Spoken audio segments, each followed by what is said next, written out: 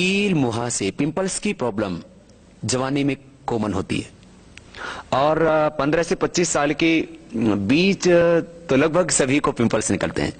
किसी किसी को ज्यादा स्ट्रेस से या जेनेटिकली भी ये प्रॉब्लम होती है, ऐसा हमने हजारों लाखों लोगों के जीवन में देखा है। तो जिनको ये पिंपल्स की प्रॉब्लम किसी भी कारण से है, चाहे वो जेनेटिक का है चाहे वो जवानी के कारण से है, तो किसी भी तरह की पिंपल्स होने पर एक तो पानी का प्रयोग ज्यादा करें, हरी सब्जियों का प्रयोग ज्यादा करें और उसमें भी खास करके लौकी का जूस यदि पी सकें आंवले के रस के साथ और अच्छी बात है।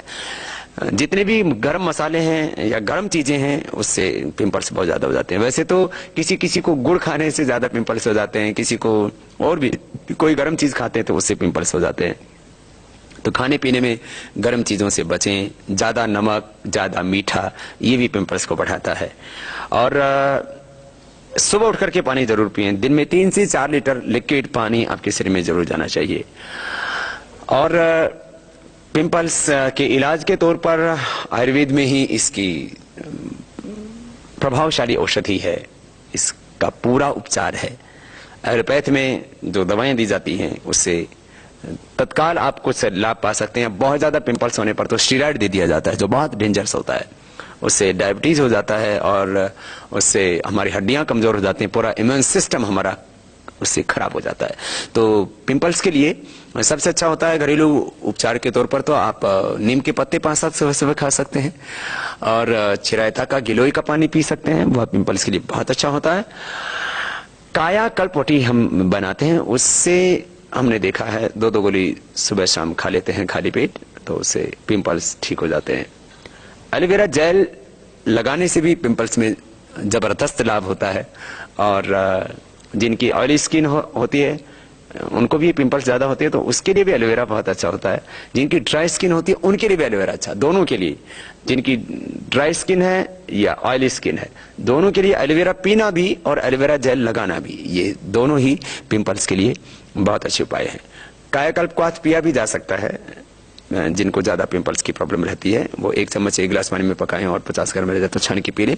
महामंजिष्ठारिष्ट और खदिरारिष्ट ये दोनों ही पिंपल्स के लिए बहुत अच्छे हैं, इनका भी उपयोग करके आप पिंपल से बच सकते हैं। ऐसे बहुत सी चीजें हैं जिनको, जैसे मसूर की दाल है उसको जो है उसका जो आटा है उसको पानी में भिगो करके लगा दिया, उससे भी आप बच जाते हैं पिंपल से। और पका हुआ पपीता, पका हुआ केला, उसका भी आप लेप लगाते हैं, उससे भी आप बच जाते हैं इससे पिंपल से। और खीरा भी लगाते हैं, उससे भी ठंडक मिलती है चमड़ी को और उससे सफाई हो जाती है। पिंपल्स से लेकर के सभी प्रकार के चर्म रोगों में प्राणायाम अद्भुत लाभ करता है। जिनको वर्षों से पिंपल्स होते थे, जिनको 10-10, 15-15 साल से सोराइसिस की प्रॉब्लम थी, एक्जिमा की प्रॉब्लम थी, यहाँ तक कि लिकोडर्मा और स्क्लेरोडर्मा की प्रॉब्लम थी, उनको भी हमने प्राणायाम से अच्छा किया। इसलिए जिनको भी पिंपल्स या और भी कोई भी चर्म रोग है, स्किन डिसऑर्डर्स हैं, वे सभी भस्त्रिका, कपालभाति, बाह्य प्राणायाम और अनुलोम विलोम प्राणायाम तो जरूर किया करें। भ्रामरुद्गीत प्राणायाम भी बहुत जरूरी है स्किन रोगों के लिए, क्योंकि चर्म रोगों का एक बहुत बड़ा कारण स्ट्रेस भी है। तो प्राणायाम से हम तनाव मुक्त हो जाते हैं और प्राणायाम से हमारा लीवर भी अच्छा हो जाता है, और जब आप स्ट्रेस फ्री होते हैं और आपका लीवर अच्छा होता है तब आप चर्म रोगों से बच जाते हैं। इसलिए भस्त्रिका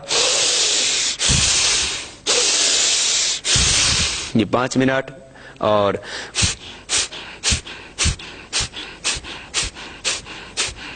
कपालभाति 10-15 मिनट, हो सके तो बाह्य प्राणायाम भी कर लेना 3 से 5 बार।